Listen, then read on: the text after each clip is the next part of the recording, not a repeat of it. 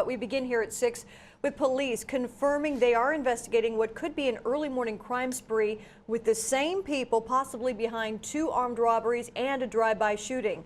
17's Ann DeGrazia joins us now with details. Ann? All right, Eric, thank you. A woman accused in a DUI crash that left an elderly woman dead learned her fate in court today. It has now been 1 month since 13-year-old Jose Beltran died after PE class at Cecil Middle School, and still no answers from the Delano Union School District as to why it launched an investigation into his death. I'm on the north lawn here at the White House, and I've learned that the ceremony will take place in the East Room here at the White House. That's because it's the biggest room, and that extra space is needed to accommodate those 3 service members who are still with us, as well as the family members of the 21 others, and that includes the family of Leonard Alvarado. State officials voted yesterday to lower California's gasoline excise tax by 6 cents. Well, tomorrow the Kern Council of Governments will introduce their study on where future transit centers could go.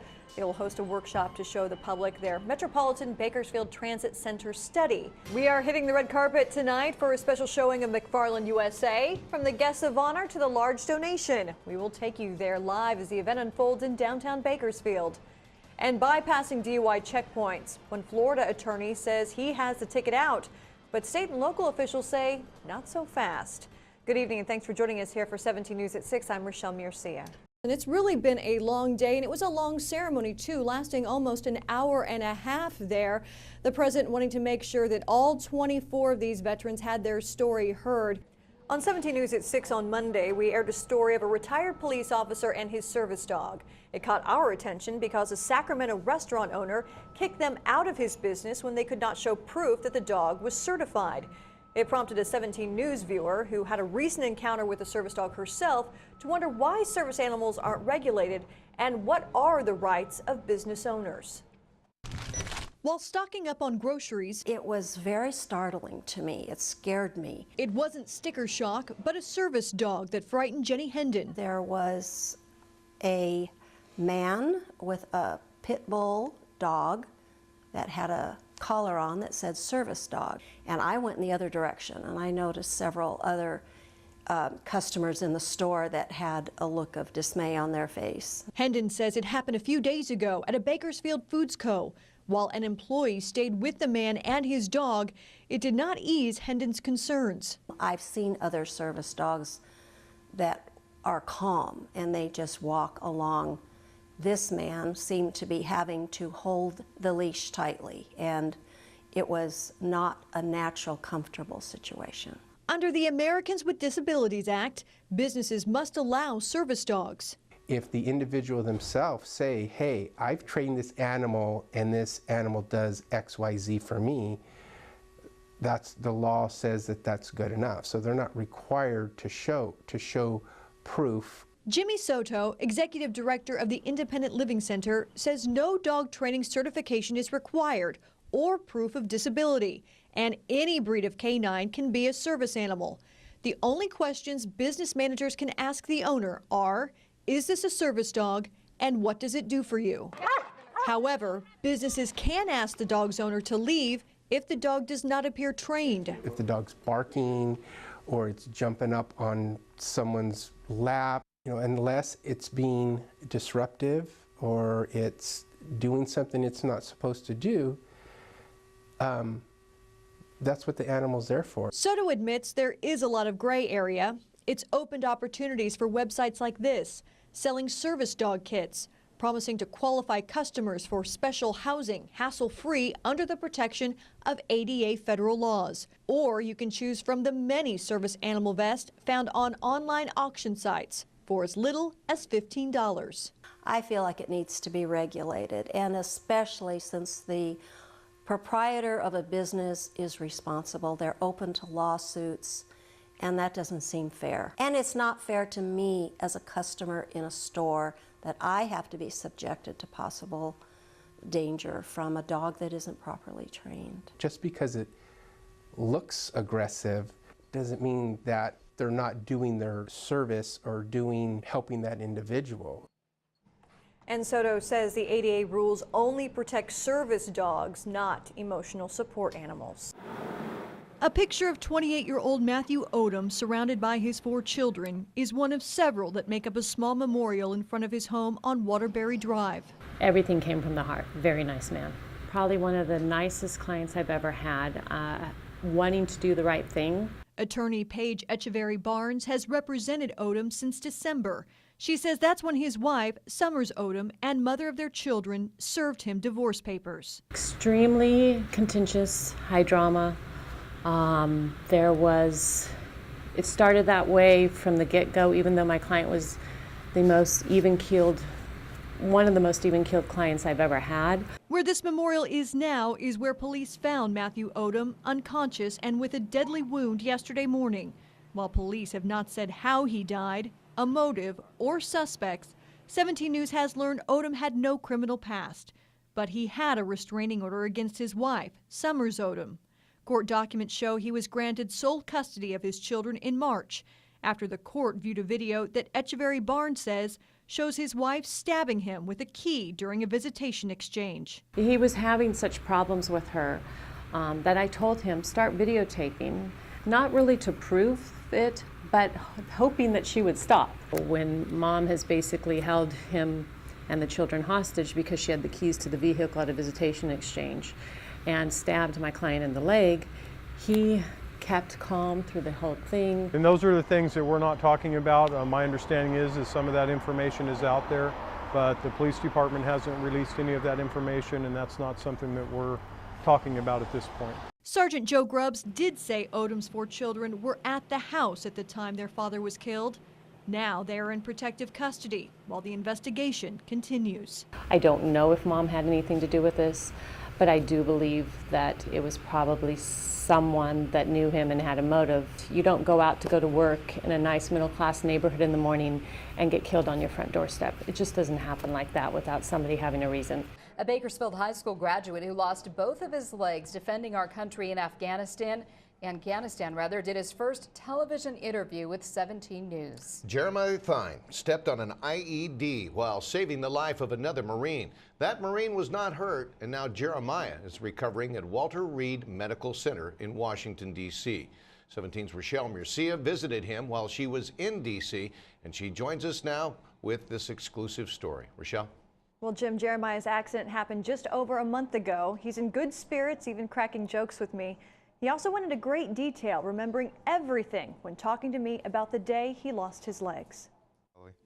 And you know, I was born and raised in Bakersfield. Proud to be from Bakersfield and proud to serve his country. This is a picture of 21-year-old Jeremiah Thine, strong and focused, before his accident in Afghanistan. Today, the Lance Corporal is still strong and focused here, his room at the Walter Reed Hospital, where we caught up with him. Is this my good side? Am I all right? Can you see the afro? Cracking jokes in front of our camera, I wasn't expecting this humor from a man who just lost both of his legs and injured his left hand. Then again, what he did to get here was unexpected too, and heroic. It was terrible. What happened? April 20th, Jeremiah was the point man, leading his squad to inspect a building. A Marine engineer got too far ahead, and Jeremiah ran into the building to get him. Like his wounds, the memories of that moment are fresh. I run to the top of the mound, and I take one more step on my left foot. When I took that one more step, that's the sound I heard. I looked down, like instantly, I see the corner of the pressure plate. And like, I just turned around instantly and just yelled at everybody to get back. And the engineer was close enough for me to push. So as I pushed him, IED went off. And when IED went off, I went in the air about, I'd say roughly like 10 feet maybe shorter, maybe higher. But I was like this is my head when I hit the ground. I was conscious still throughout this whole thing. When I hit my head, I thought I snapped my neck. I didn't. I didn't snap my neck, but when I lost my legs, it was the most terrifying thing I ever seen in my life. Jeremiah was the only one hurt in the explosion. He's had to undergo what he admits have been painful surgeries. His wife of less than a year has been there for him throughout, And they both tell me they hold on to each other a little tighter now. It's really hard to just think of life without him, and every day I'm just happy he's here. I mean, I want to spend all the time in the world with him, because you never know. Like, I mean, you see people fighting every day over the dumbest things in the world, and it's like, if you only knew. Speaking of knowing, Iraq War veteran Wesley Barrientos knows too well what Jeremiah is facing, having also lost both of his legs in service. While in D.C. on their wall-to-wall journey, Wesley and Jeremy Stott visited Jeremiah in the hospital. I think the best part was when we walked in and he just shook everybody's hands, and it was just like, oh yeah, hey, you know. And then, you know, like, yeah, man, I got blown up too, lost my legs. And I showed him my prosthetics, like, you got prosthetics? And he starts looking at him, like, yeah. And so at that moment, that's when, you know, his idea changed to, you know, like, oh, okay, so we can talk. He was very happy to tell me about everything with the prosthetics, the procedures, what's gonna happen to me. He showed me the gel, like he showed me everything. He let me like look at his leg, let me grab it, let me touch it. Besides his wife, Jeremiah surrounds himself with the things that motivate him. His Marine Corps flag, a few handmade thank you notes, and a driller bracelet from Bakersfield High School. Once a driller, always a driller. Can you see that? Jeremiah also keeps an American flag close to his bed, reminding him why he made his sacrifice, saving lives in spite of his legs. Just because I lost my legs doesn't mean I'm gonna be like, oh, I lost my legs. No, I'm not gonna sorrow and cry over I lost my legs. Heck no.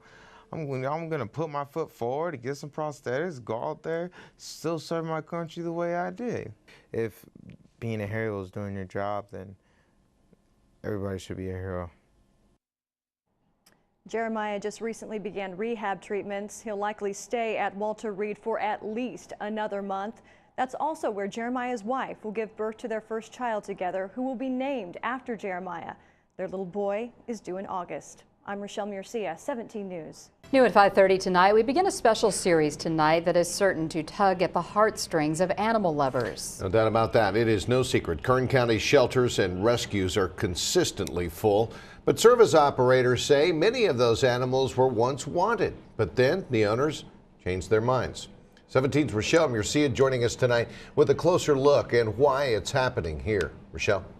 Well, they call those animals owner surrenders. Shelters started seeing a lot of it during the recession when people could no longer afford animals, and they understood that.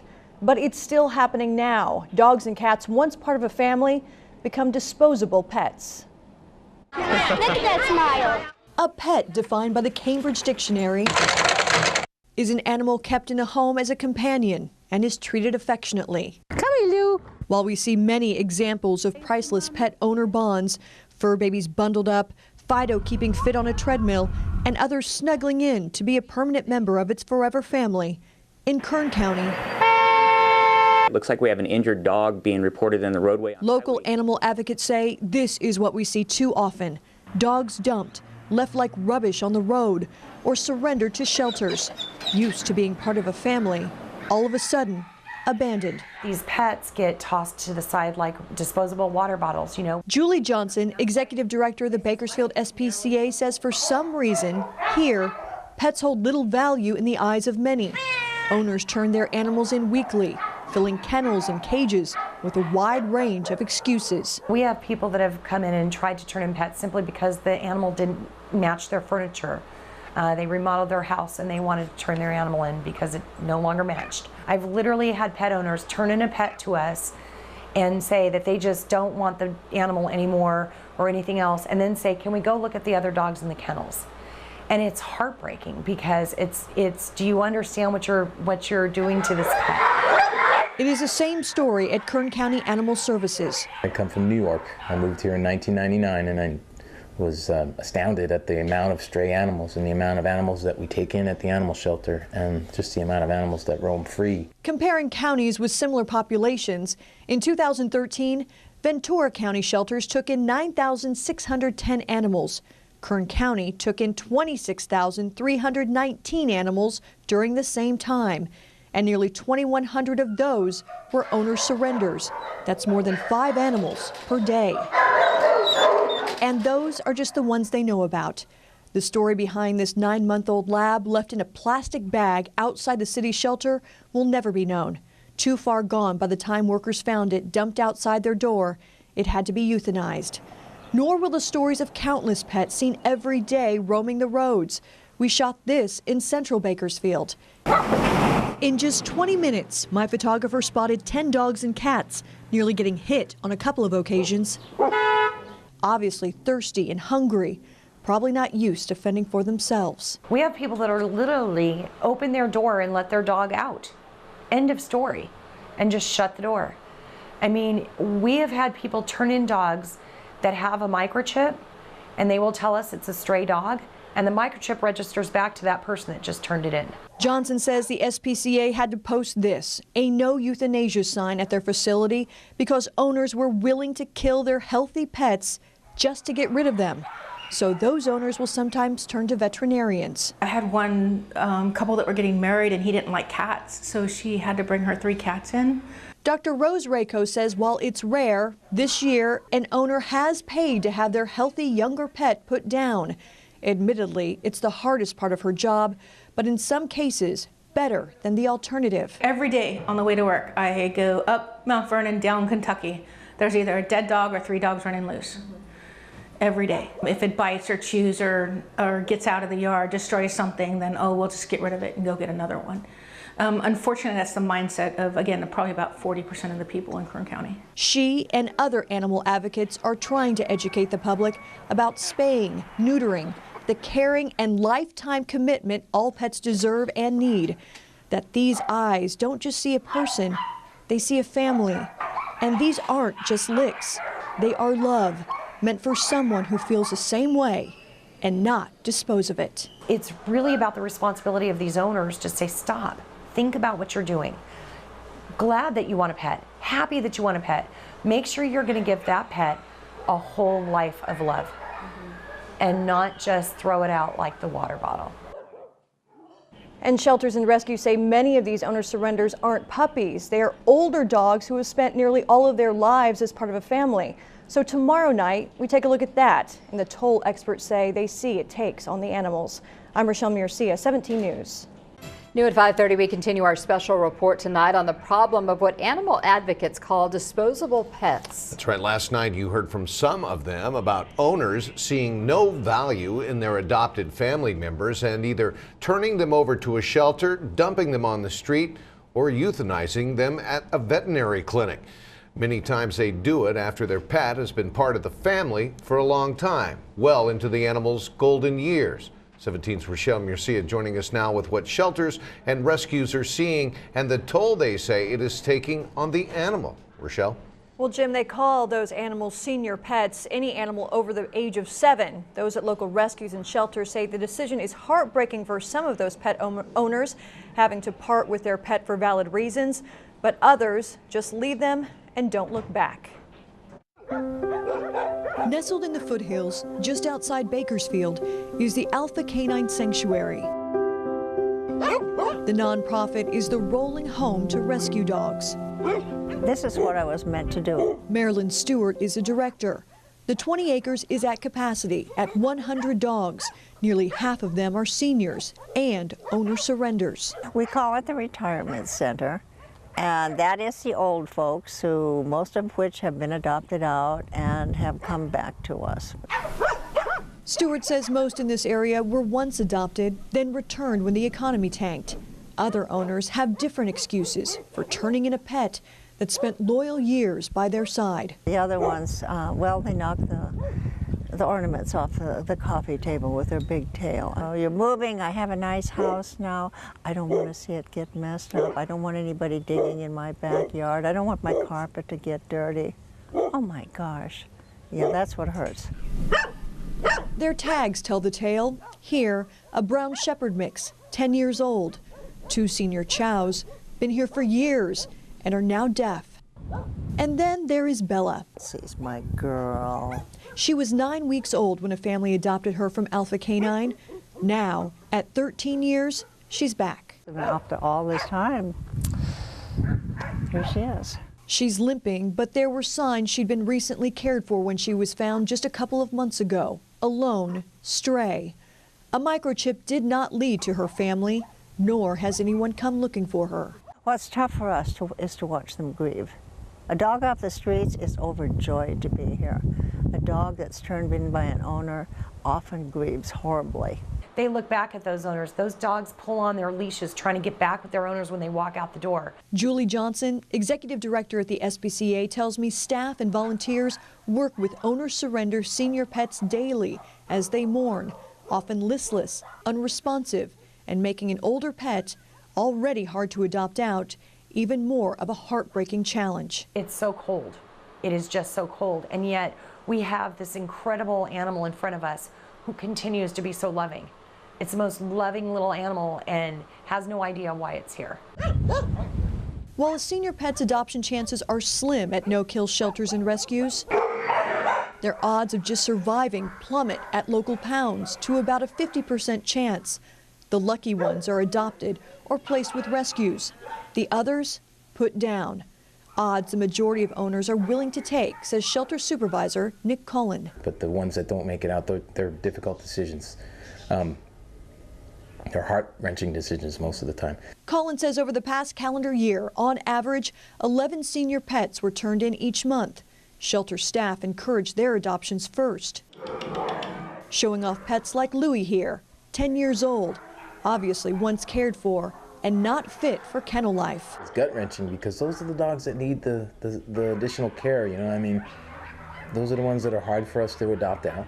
The tough truth is the large majority of senior dogs like Louie and Bella will never again have a forever home like they once enjoyed. She deserved better, but we'll make the best of it. We'll give her what we can. They will spend what's left of their lives waiting for someone to throw their ball and fetch again, not mind their graying face and give them kisses in return, a warm lap to lay their aged, aching joints, and they'll always be hoping the familiar face that left them might reappear and want them again forever. I mean, are children disposable? Are they disposable? It's just so wrong. They're not disposable.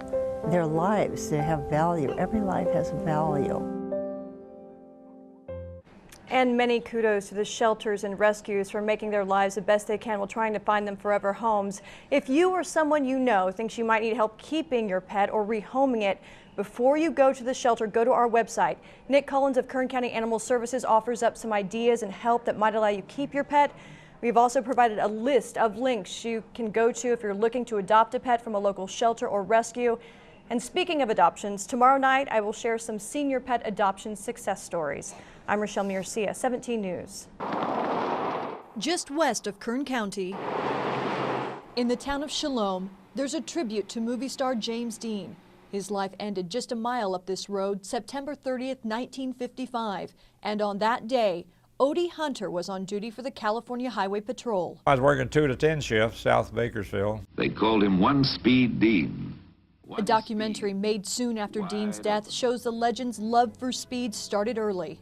As he quickly became a Hollywood icon, his racing kept up with his fast-paced fame, purchasing and racing sports cars. Well, I showed pretty good at Palm Springs. I ran a Bakersfield. That takes us to September 30th, 1955. Dean and his racing crew were leaving Hollywood for a race. The race was to be in Salinas, but Dean in his Porsche 550 Spider and his friend driving a truck pulling the race car's trailer had to pass through Bakersfield and just happened to speed by Officer Odie Hunter. He was running around 70 miles an hour, and so was the truck behind him. We heard from stories his intent was to get the car here, take it out to Riverside Raceway, and run a few laps around the track out there to loosen it up a little bit.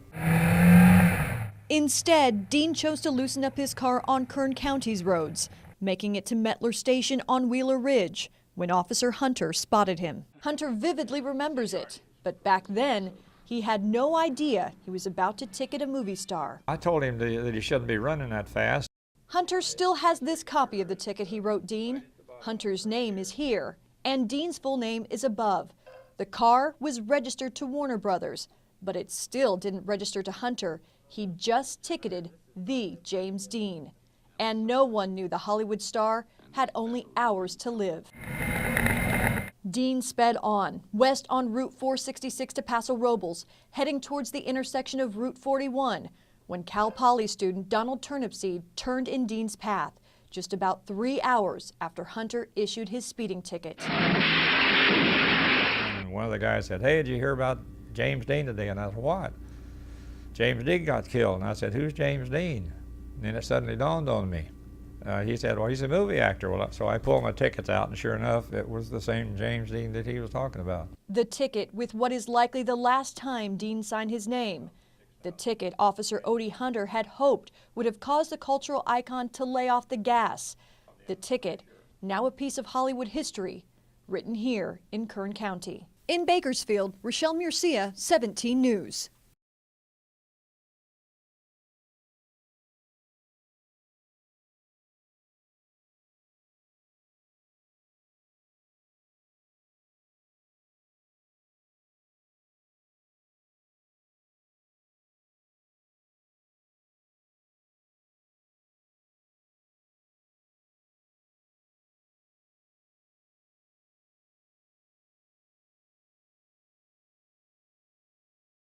New this hour, there are a lot of dogs out there that love the water, but a dog in Bakersfield is taking that love to whole new depths. Today, he and his owner shared his passion and his amazing ability with our cameras.